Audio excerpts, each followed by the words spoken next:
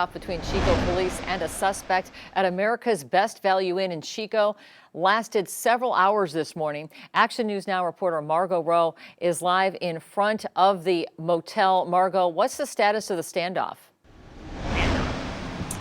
Kelly, so the standoff has reached an end. Chico police were able to arrest the suspect and take him into custody. He did come out of one of the rooms right around 4 a.m.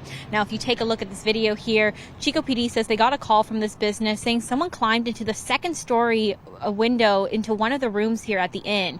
Now, officers spent hours calling out to the suspect to come out, but they eventually had to use a robot called a breaching machine and a drone to enter the room.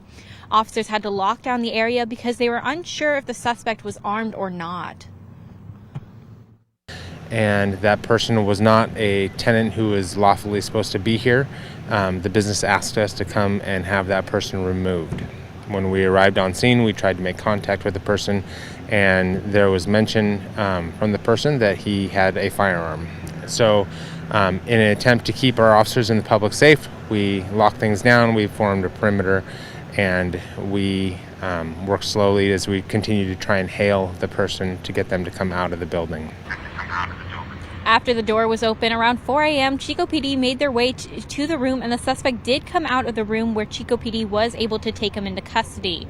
Now, the suspect was naked when he was arrested, and Lieutenant Love says they found the suspect's clothes soaking wet and cold.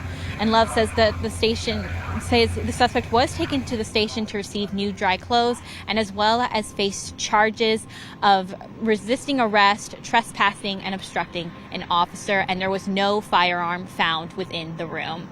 Reporting live in Chico, I'm Margot Rowe for Action News Now. Coverage you can count on.